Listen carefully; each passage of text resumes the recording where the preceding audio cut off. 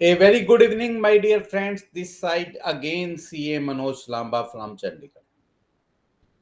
Before starting, may I request you to kindly introduce yourself by writing your name, city, profession in the chat box so that we can know each other. And another hand folded request to everyone present here to use the chat box to the maximum extent so that we can interact with each in a better manner. Are you ready for this revolutionary webinar? I welcome CA Yogesh Singla ji. I welcome CS Kaushik Nahal ji from Vapi. I also welcome CA Rakesh ji from UP. From which district of UP you belongs, Rakesh ji? Greater Noida, very nice. तो friends, आज की webinar का हमारा topic है unlock legal intelligence with Lex GPT. This is a GPT tool developed by our team which will help and ease your legal practice, जो आपकी ease कर देगा, आपकी प्रैक्टिस को बदल कर रख देगा। Being a chartered accountant, being a tax professional, being a advocate, we people always face a problem, and the problem was कि हमें लीगल प्रैक्टिस में बहुत सारी जजमेंट क्योट करते हैं। जो लोग ट्रिब्यूनल की, सीआईटी अपील की, असेसमेंट की, जीएसटी की, कस्टम की, इनकम टैक्स की, टीडीएस की प्रैक्टिस कर रहे हैं, उन्हें इस बात की इम्पोर्टेंस पता है कि जजमेंट अगर किसी पटिशन में, किसी अपील में, किसी असेसमेंट में और रेलेवेंट जजमेंट अगर क्योट कर दी जाए तो वो हमारे जजमेंट को बदल सकती हैं, हमारे अपीलेट अथॉरिटी के डिसीजन को बदल सकती हैं। तो फ्रेंड्स, अब समस्या क्या थी? आज से पहले समस्या ये थी कि ये जजमेंट इतनी ज्यादा बल्कि होती हैं कि हमारे जैसे प्रोफेशनल लोगों के पास उसे पढ़ने का समय ही नहीं। द फर्स्ट प्रॉब्लम इज कि we have no time to read the judgment. Is it true और नॉट? जजमेंट्स पढ़ने का टाइम है आप लोगों के पास, हाँ या ना? यस और नो? राकेश जी लिख रहे हैं नहीं है। चलिए, जजमेंट पढ़ने का टाइम है या नहीं है? जजमेंट ढूंढने का टाइम है कि नहीं है?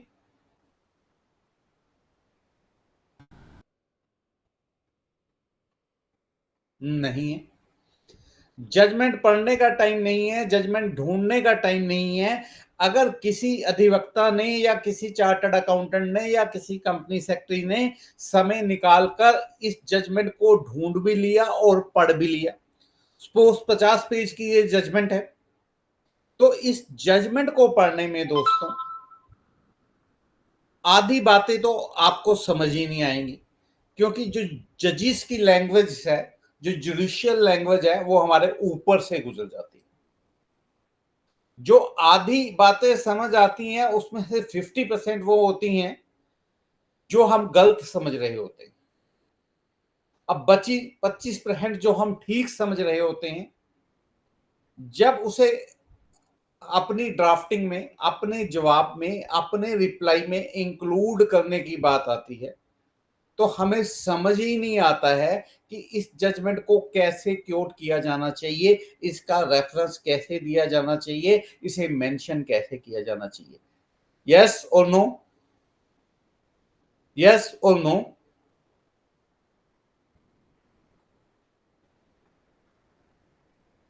यस। और गलती से अगर हमने कोई जजमेंट क्योट कर भी दी तो हमारी ड्राफ्टिंग स्किल्स इतनी ज्यादा पुअर हैं कि उस जजमेंट का क्या मतलब था और हम किस सेंस में उसे यूज कर रहे हैं, वहां पर गलती कर देते। इन सब चीजों का रिजल्ट क्या होता है? इन सब चीजों का रिजल्ट ये होता है कि जो अपीलेट अथॉरिटीज के डिसीजन हैं या जो भी जजमेंट्स हैं वो आपके फेवर में नहीं आते।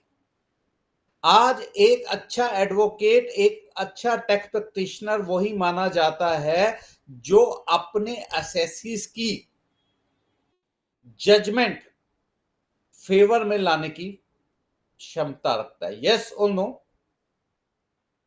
यस और नो? जिसके जजमेंट जितने ज्यादा फेवर में आएंगे, जितना बढ़िया वो आर्ग्यू कर पाएगा, जितना बढ़िया वो रिप्रेजेंट कर पाएगा, उतनी उसकी ब्रांड वैल्यू बढ़ेगी। कितने लोगों को लगता है ये मैं ठीक कह रहा हूं? यस और नो?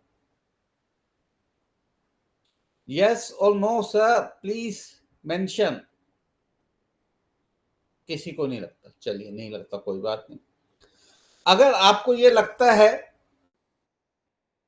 कि मेरे को अपनी ब्रांड वैल्यू इंक्रीज करनी है, मेरे को एक लीगल प्रैक्टिस में, चाहे वो इनकम टैक्स है, चाहे वो जीएसटी है, चाहे वो कस्टम है, चाहे वो कंपनी लॉ है, चाहे सिविल है, चाहे वो क्रिमिनल है, चाहे वो साइबर लॉस है, चाहे कोई भी लॉ है,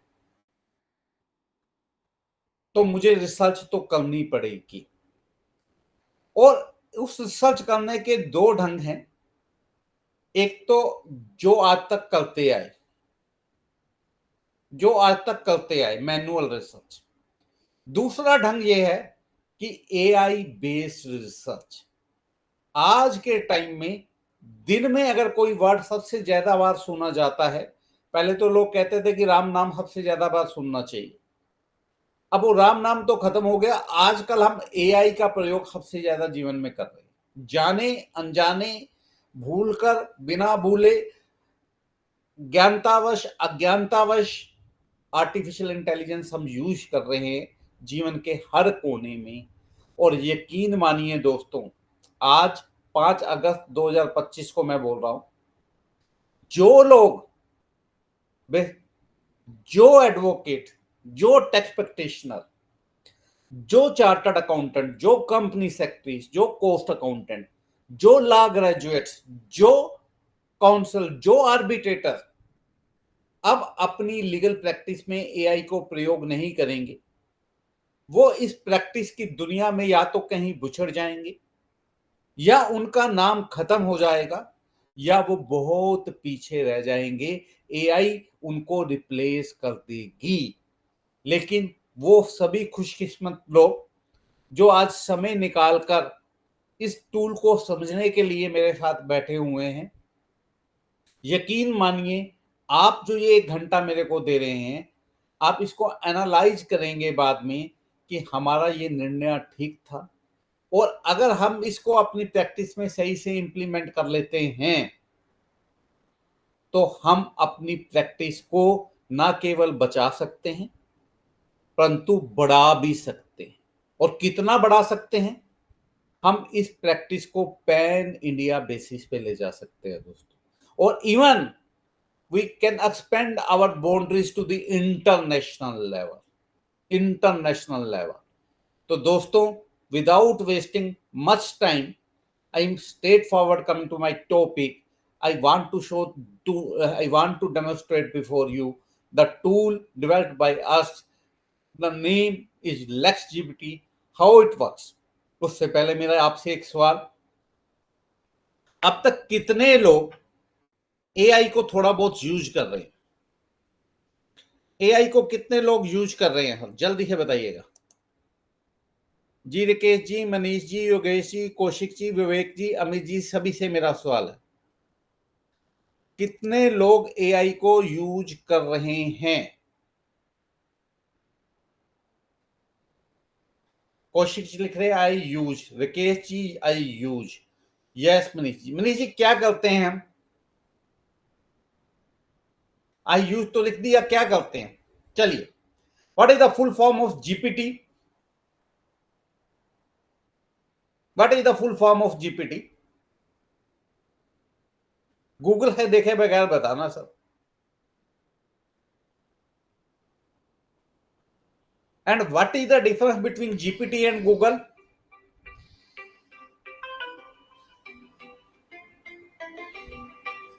Just a minute. An important call I have to take.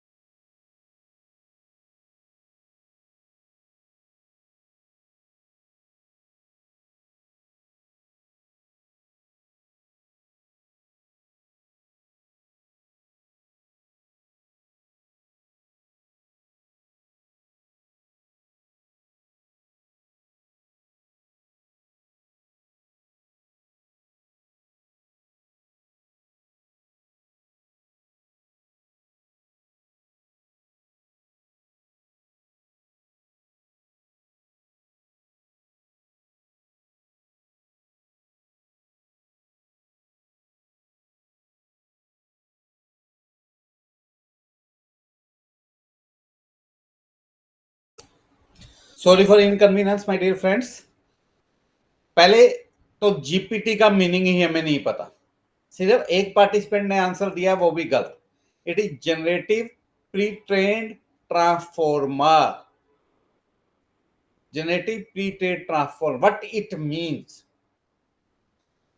और गूगल से कैसे अलग है। गूगल क्या करता था? Google www world wide web में सर्च करता था, सर्च इंजन था। और वर्ल्ड वाइड वेब में जो भी इंफॉर्मेशन मिलती थी, जिस हालत में मिलती थी, जिस दशा में मिलती थी, जिस पोजीशन में मिलती थी, विदाउट नोइंग द एक्यूरेसी और inaccuracy, without holding the fairness और unfairness, without identifying the truthness और अनट्रूथनेस, वो आपको प्रूफ देता था। मतलब he is not doing any research. It is exploring the world wide web, and whatever available on world wide web, it will provide to you. But GPT is generating generative responses to you. It is capable of doing research. It is capable of doing decision. It is capable of doing or writing. Getting my point? Another big thing, it is pre-trained. It is a model which you are giving the training, as the training you are giving to your articles, assistants, staff, stenos. And it is a very, very large model. It is a term called LLM. LLM. That is large language model. AI is working on large language model. ये दुनिया की हर भाषा समझने में, हर भाषा लिखने में सक्षम है। आप इसे हम कहेंगे तमिल में रिप्लाई लिख दो तो तमिल में लिख देगा, इसे को पंजाबी में लिख दो तो पंजाबी में लिख देगा, इसे को कन्नड़ में लिख दो तो कन्नड़ में लिख देगा। कन्नड़ में बोलोगे तब भी समझेगा, जापानीज में बोलोगे तब भी समझेगा, यूके की लैंग्वेज में बोलोगे तब भी समझेगा, यूएस में बोलोगे तब भी समझेगा, चाइनीज में बोलोगे तब भी समझेगा। तो it is capable of all languages of the world. Beside that, it will work on natural language processes, NLP, natural language processes. It is also capable of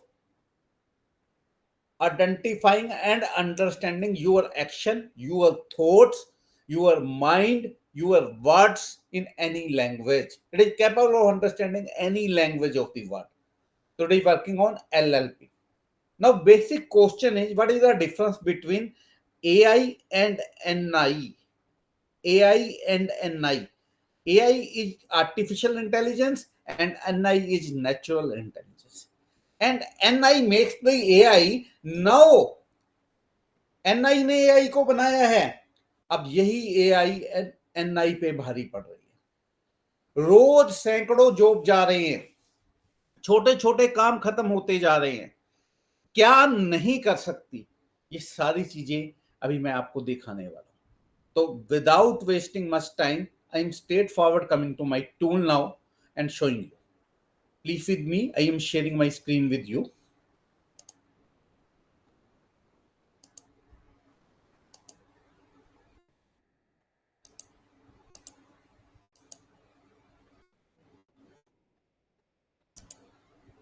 आप में से कितने लोग हैं जो स्क्रीन पे मेरा टूल देख पा रहे हैं?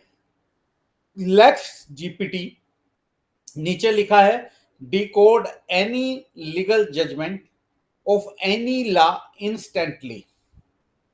Any legal judgment of any law instantly. How many of you are able to view the screen? Kaushik Nahar is writing yes, Yogesh Singla is yes.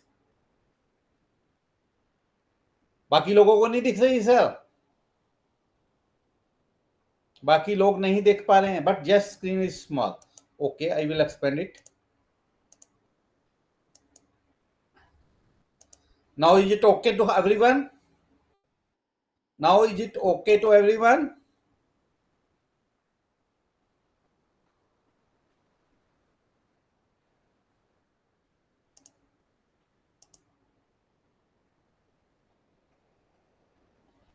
Sir, it is maximum zoom possible. Okay, चलिए sir. अब Lex GPT decode any legal judgment any law instantly. अब मैंने यहाँ पे क्या किया sir, यहाँ plus button आ रहा है, यहाँ प्लस बटन से अभी एक रिसेंटली सुप्रीम कोर्ट की जजमेंट आई है जिसने हाई कोर्ट की डिसीजन को, तेलंगाना हाई कोर्ट के डिसीजन को अपहेल्ड किया है, फेवर किया है कि तेलंगाना हाई कोर्ट ने जो कहा था वो सही कहा था और डिसीजन था कि क्या जाओ jurisdictional assessing officer reassessment proceeding कर सकता है। तो सुप्रीम कोर्ट ने यह कह दिया कि अब फेसलेस हो चुका है सब कुछ और फेसलेस इन्वायरमेंट में जाओ को कोई अधिकार नहीं है असेसमेंट फ्रेम करने का। सारी की सारी असेसमेंट फाउ द्वारा ही की जाएंगी और जहां जहां जाओ ने की हैं वो सारी की सारी उन्होंने क्वैश कर दी। तो मैंने क्या किया दोस्तों, मैंने ये जजमेंट यहां पर लगाई और उसके बाद दोस्तों मैं क्या कर रहा हूं, मैंने जजमेंट अटैच की डाउनलोड करने के बाद। काफी लंबी जजमेंट है और इस जजमेंट को मैंने दोस्तों उसके बाद एक प्रॉम्प्ट दिया।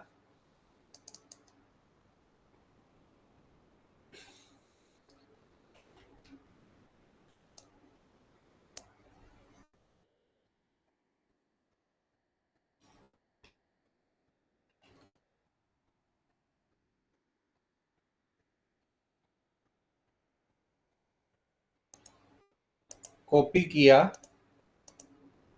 कॉपी करने के बाद सर पेस्ट किया, मैंने जजमेंट अटैच की और अपना प्रॉम्प्ट कॉपी कर दिया दोस्तों। अब ये प्रॉम्प्ट कॉपी करने के बाद ये इसको 20 एंगल से एनालाइज करेगा और एक एडवोकेट को, एक टैक्स प्रैक्टिशनर को, एक जजमेंट एनालाइजर को जो इंफॉर्मेशन चाहिए होती है उससे कहीं ज्यादा देगा। मैंने क्या किया दोबारा मैं बता रहा हूं, यहां तक मैंने जजमेंट अटैच की और प्रॉम्प्ट कॉपी किया। यहां तक का प्रोसेस सबको क्लियर है सर? यहां तक का प्रोसेस आप लोगों को क्लियर है, यस और नो? क्योंकि बाद में आप क्वेश्चन ना कीजिएगा। केजी जी कह रहे हैं यस, कौशिक जी कह रहे हैं यस। चलिए सर, इसके बाद मैंने हर ये एरो बटन पे क्लिक किया। It start analysing the judgment. First it is giving introduction of judgment, then it is giving citation and case information, then it is giving summary of the judgment, then it is giving issues framed. What are the issues framed in this judgment? What are the substantive issues? What are the procedural issues? Then what are the arguments presented by both parties? What are the views of appellant petitioners and what are the views of respondent, that is income tax department? What the court decided, what are the decision and judicial pronouncement of the court, and by this pronouncement which legal issues settled by the judgment, and after that what are the key principles established and doctrines established, and what are the procedural safeguards and natural justice in this case, how to practical implement, and what are the professional utility of this judgment, what notable judicial observation while pronouncing this judgment are pointed out by the judges, what are the doctrinal and statutory interpretation of this judgment, how this impact the taxpayer right on regulatory enforcement, what are the key case laws and judgment which are considered by the judges while pronouncing the judgment, and what are the judgment either by respondent or by the petitioner are quoted during their replies, what judgments are considered by the judges, and what is the integration of this judgment with regard to CBDT circular, instructions and government notification, how you evaluate the judgment quality, आपको क्या लगता है ये judgement जो आया ये सही आया या गलत आया, what can be future challenges, और इस अपील के अगेंस्ट कोई आगे तो नहीं चला जाएगा, कोई और डिसीजन तो नहीं आ जाएगा, what can be future challenges और appeal validity, how it is sector specific, ये किसी सेक्टर स्पेसिफिक के लिए है, किस इंडस्ट्री को ये इम्पैक्ट करेगा, उसके बाद जो लोग रिसर्च करते हैं स्कॉलरी एंड एकेडमिक पर्सपेक्टिव से ये जजमेंट कैसी है, और format and structure recommendation for archive use आपके लिए क्या होगा, और अगर आप कोई इस पर आर्टिकल या राइट अप या ब्लॉग लिखना चाहते हैं तो क्या सजेस्टेड टाइटल आप यूज कर सकते हैं। तो माय डियर फ्रेंड्स, इसने 20 पॉइंट पर एनालाइज किया, कितने लोगों को ये अच्छा लगा, यस और no? Can you go to the relevant section of the judgment for this response? Sir एक बार मैंने दिया, अब आगे बढ़ते हैं sir.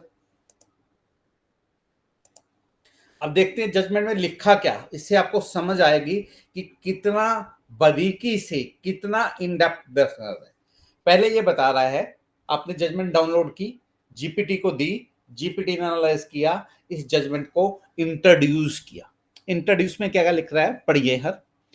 This batch of writ petition, this batch of writ petition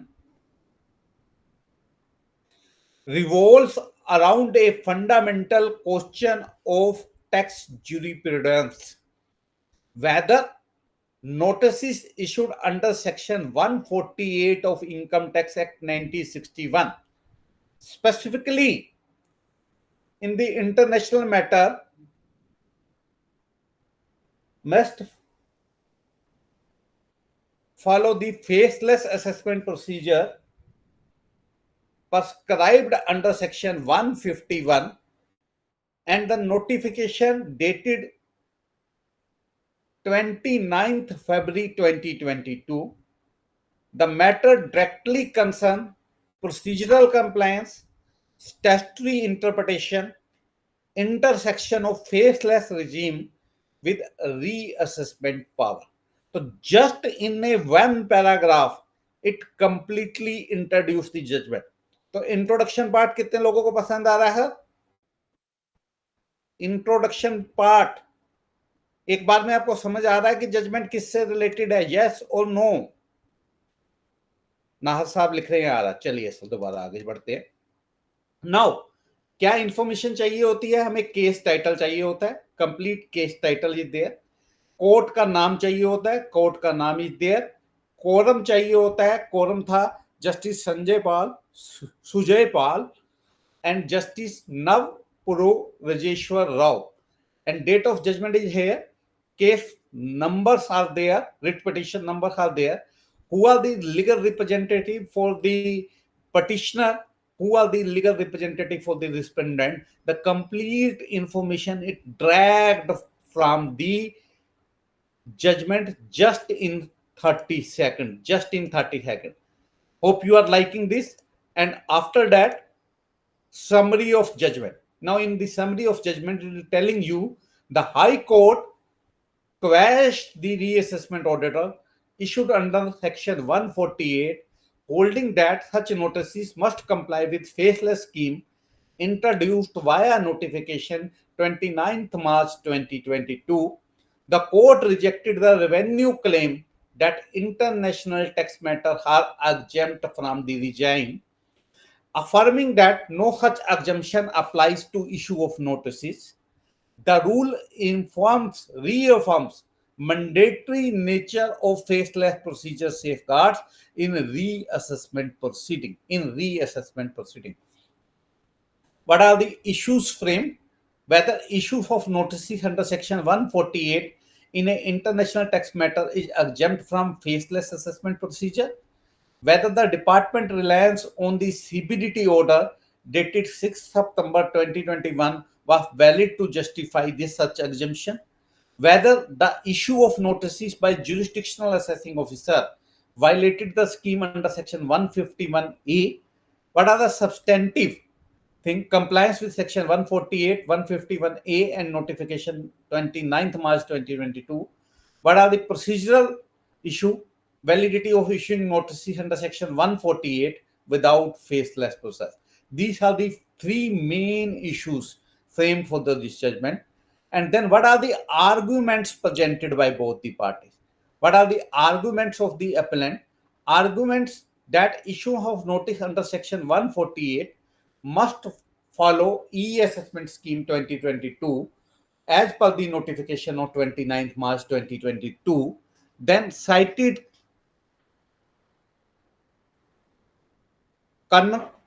Kankanala Ravindra Reddy versus ITO 2023 and Hexaware Technologies Limited versus ACIT of 2024, and claimed violation of statutory scheme due to the issues of local DCIT instead of faceless authorities. These are the arguments presented by the parties. Then respondent contended that CBDT order dated 6 September 2021 excludes international tax cases from faceless regime, claimed Section 144B and Section 151A must be read together to permit JIO to issue notices, then cited pending SLP challenging the Bombay and Telangana High Court judgments.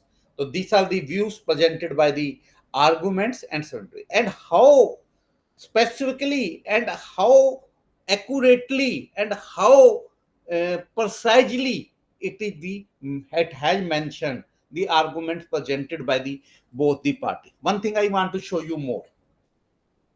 Suppose you want what are the arguments presented by the both the parties.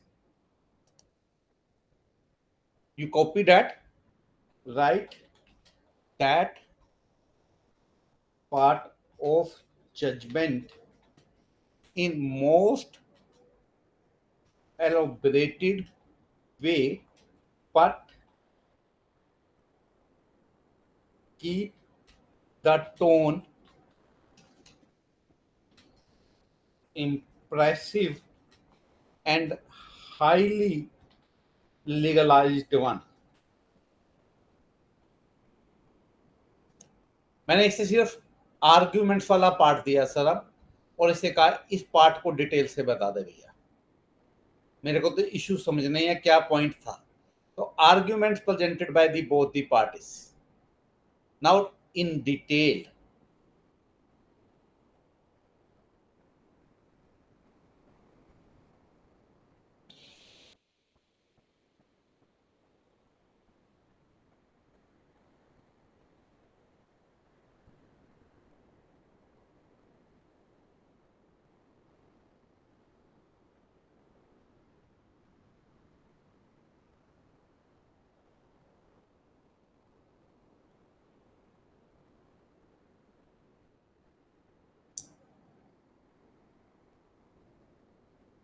Now respondent positions, पहले आप देखिए, फिर हम बात करेंगे कितनी detail में और कितने एलोबरेटिवली और कितने लीगलाइज्ड मैनर में दोनों चीजों को इसने क्लियर करने की कोशिश की है, जो आपकी लीगल रिसर्च में, लीगल प्रैक्टिस में, लीगल रिप्रेजेंटेशन में, लीगल आर्गुमेंट में सहायक हो सकती है। सर आपने ये देखा, argument presented by both the parties. पहले इसके बाद आपसे क्लैपिंग चाहूंगा, पहले पढ़ते हैं इसको। Now arguments presented by both the parties. पहले petitioner submission. Learned counsel for the petition, Shri Dandu Manmohan and Shri A.V. Raghuram and Shri A.V.A.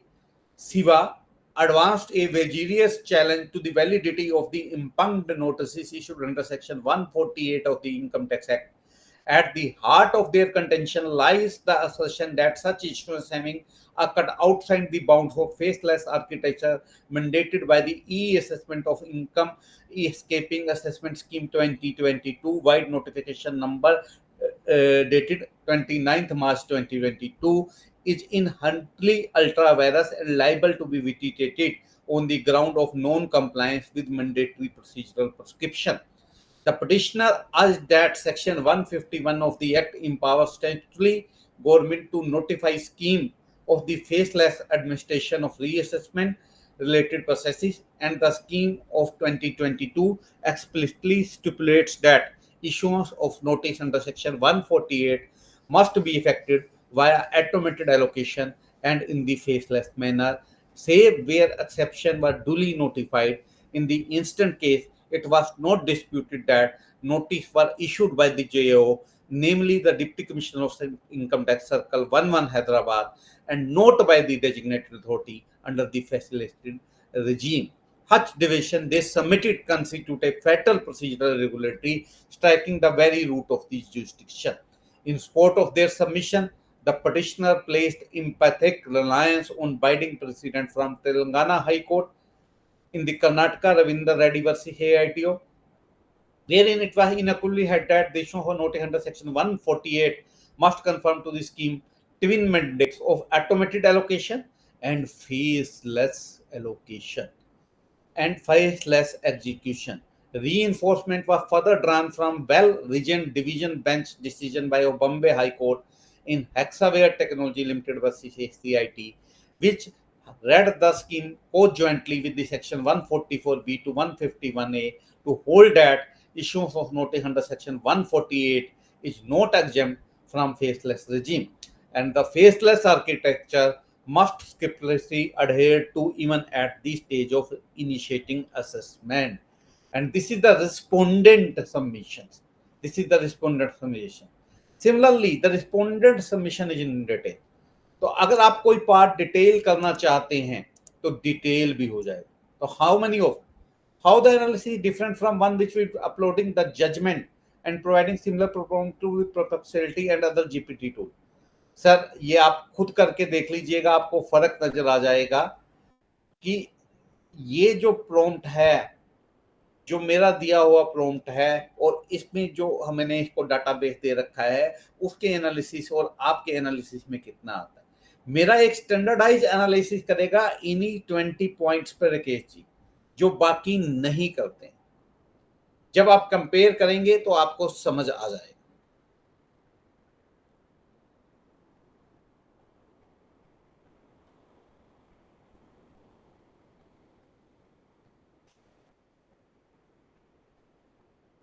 अब कितने लोगों को ये अच्छा लग रहा है sir?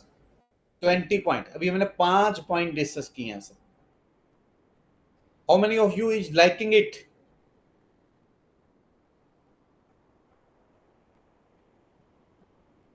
How many of you is liking it? Yes or no?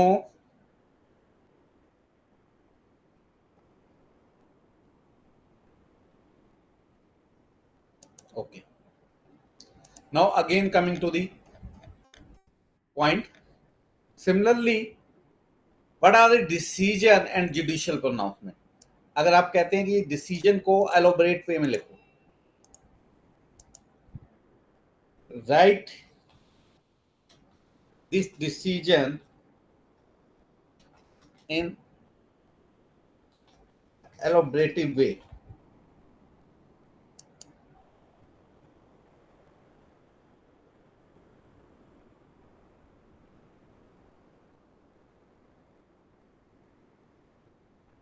Now it is writing in.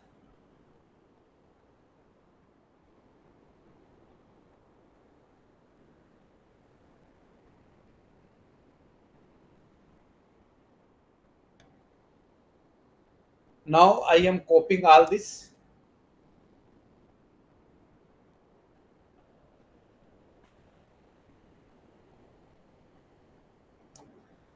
I copy all, paste here, and ask my GPT, please give me comparative comparison in tabular format of petitioner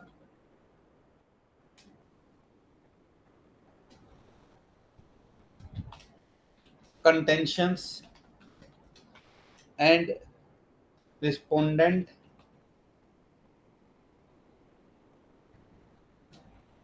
contentions and court decision or view on above. Please see that. Now it will give in a comparative way. Please see what are the issues, what are the petitioner contention, what are the respondent, what are the court. अब इसको मैं पढ़ के दिखाऊंगा तो आपको आनंद आने वाला है.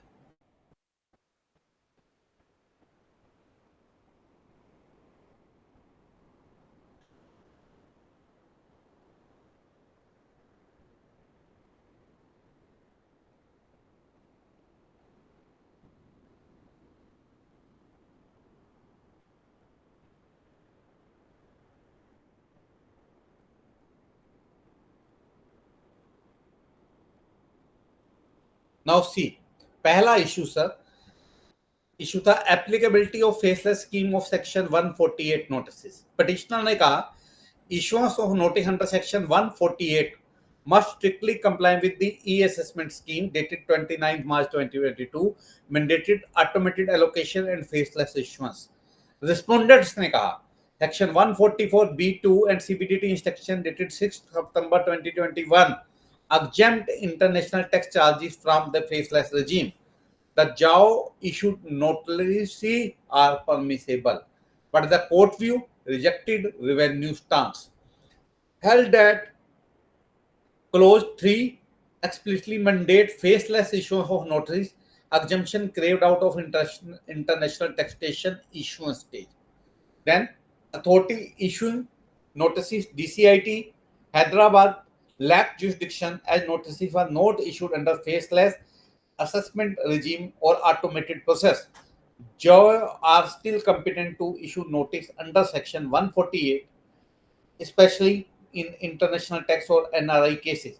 The issuance by JAO was invalid, unconstitutional irregularity. Faceless protocol is mandatory even for the final assessment.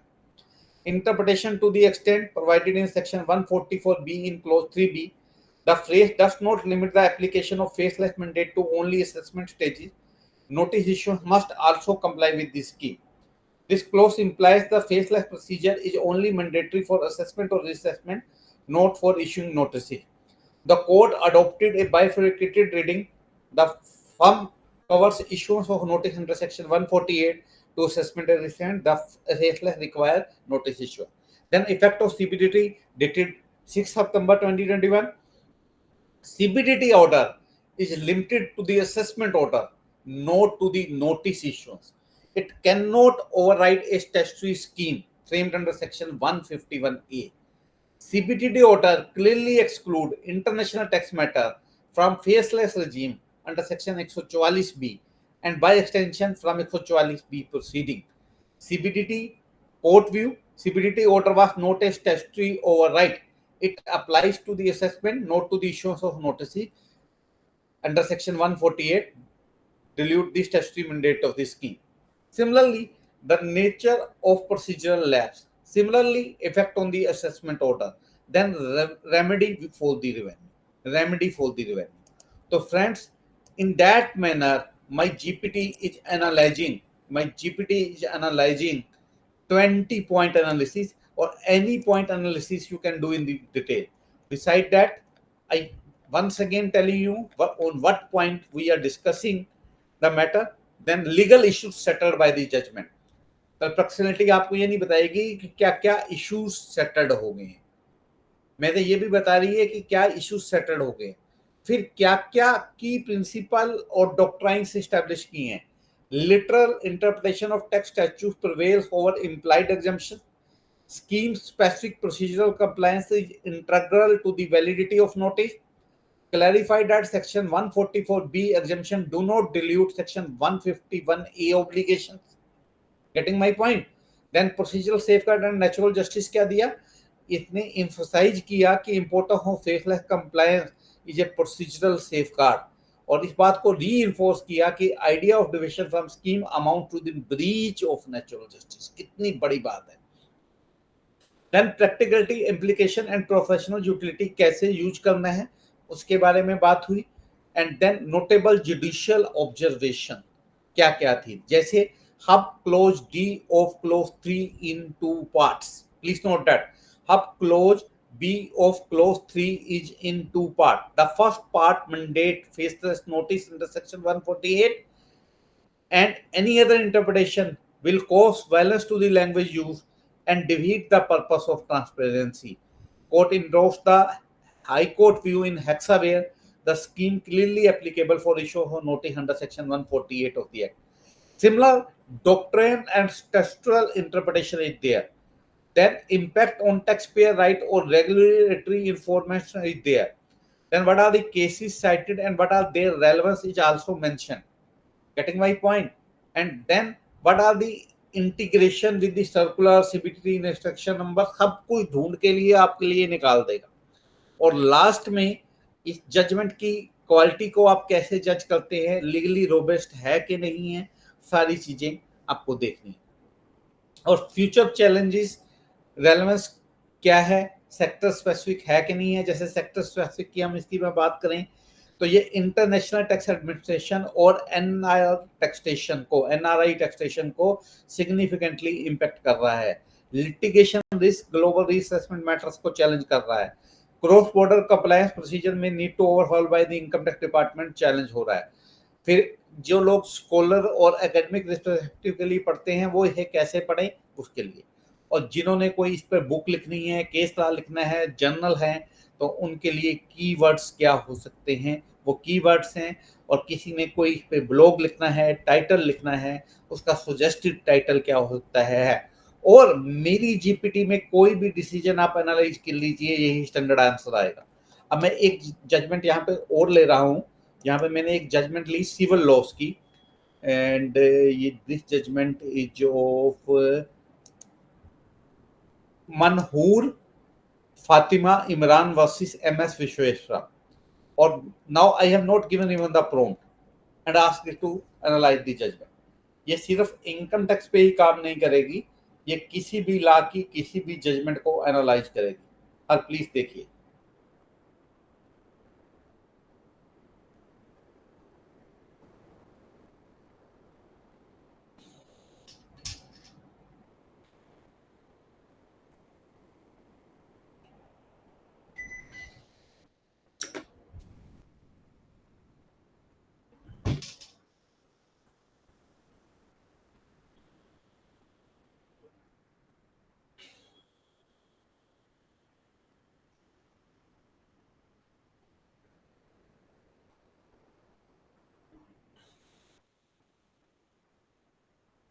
देखिए, सेम मैनर में, सेम सीक्वेंस में जो मेरा 20 पॉइंट सीक्वेंस है वही स्टैंडर्डाइज आएगा, सेम वैसे ही आपको रिप्लाई मिलेंगे.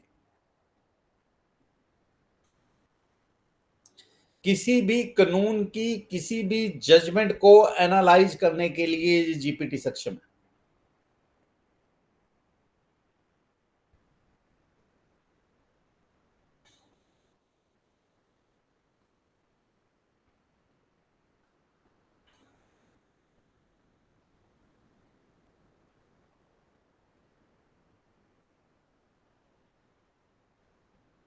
Getting my point, sir? Getting my point, sir? Now, how many of you would like to know that if you want to grab it, how to grab it? अगर कोई interested नहीं है तो हम नहीं दिखाएंगे कहाँ है। अगर आप चाहते हैं कि इसको बाय कैसे करना है, देखना चाहते हैं, तो मैं वो प्रोसीजर भी बता दूंगा। प्लीज टेल मी यस और नो। ओके, तो आई am sharing another screen with you.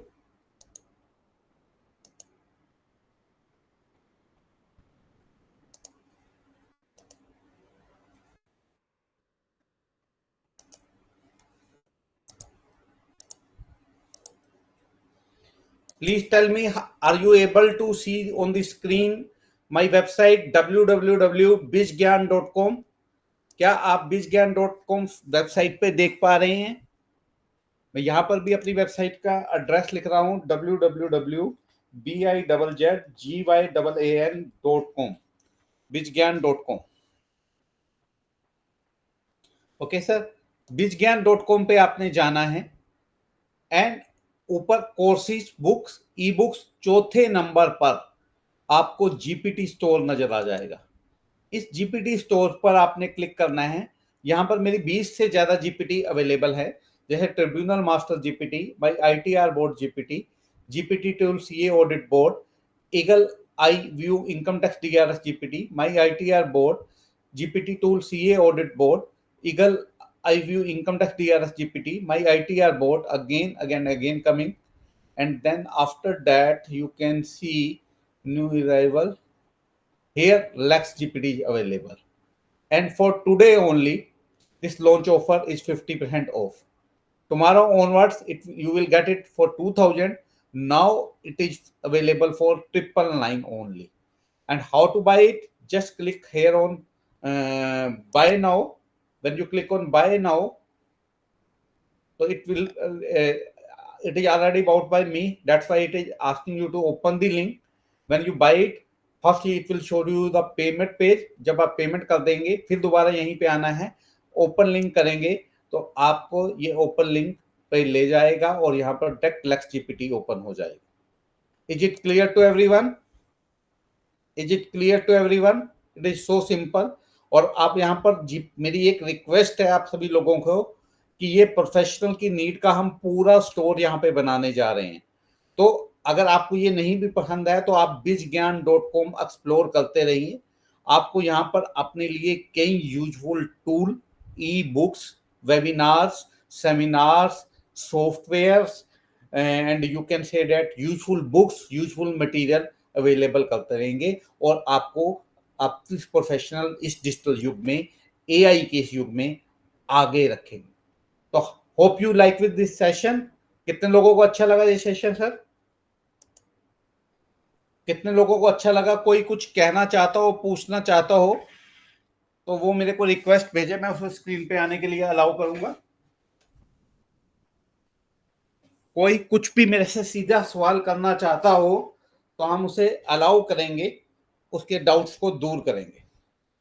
Any one of you want to ask me anything? नासा प्लीज पूछिए।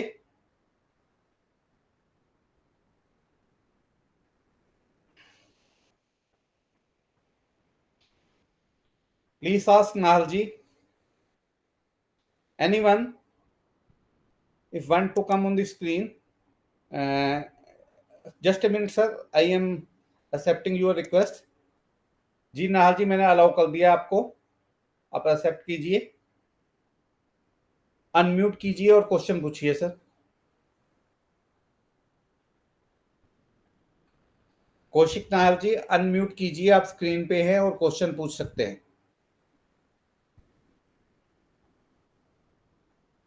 ये जो ऐप है वो जीएसटी के लिए चलेगा? Sir any judgment of any law, मैंने बार बार कहा okay.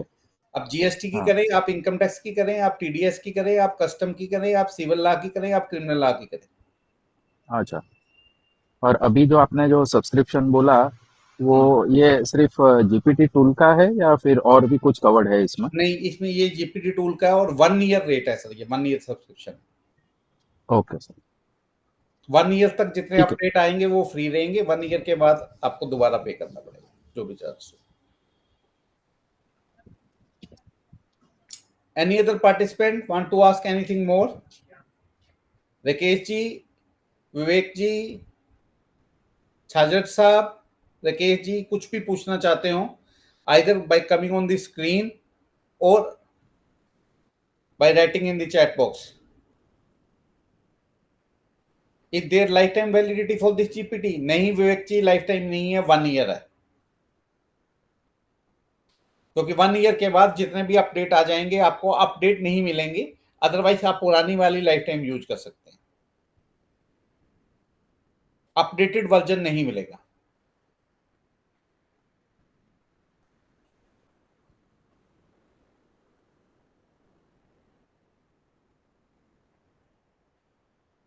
If ever nobody has any question, should we wind up the session? अगर आपका कोई क्वेश्चन नहीं है तो सेशन वाइंड अप कर दें।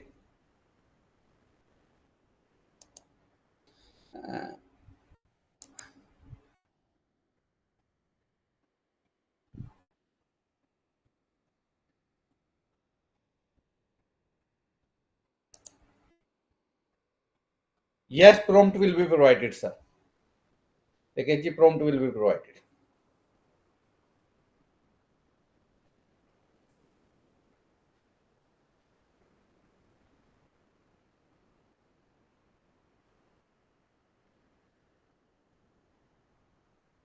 If there is no more question, should sir we wind up the session? हाँ, Yes, any? सर एक क्वेश्चन था। आप प्रॉम्प्ट्स कितने दोगे सर? जो भी prompt इसकी फंक्शनलिटी के जो चाहिए वो सारे मिलेंगे सर। ओके। और मीनवाइल 1 साल में अगर कोई और भी चीज आती है, अपडेट आता है, तो उसका भी आपको prompt आपकी मेल पे मिल जाएगा। अच्छा, तो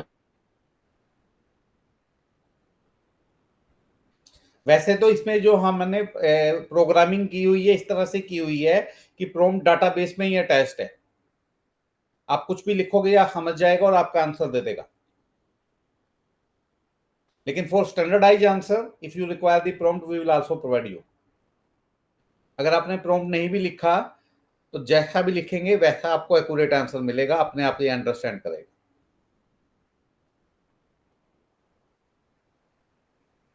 वाइंड अप करें सर आप?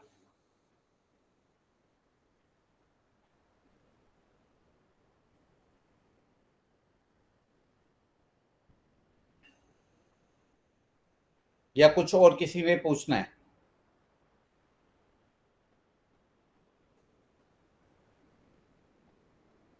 I think I have taken all the queries. Now I thanks every participant present here for sparing their valuable time from core of my heart, because at the 9 o'clock in the evening we are discussing here late at offices to learn the AI. तो it is the passion to learn the AI, जो मैं अपने दोस्तों में देख रहा हूँ, सीख रहे हैं, आगे बढ़ रहे हैं। तो with this word, thank you so much and once again thank you for spending your valuable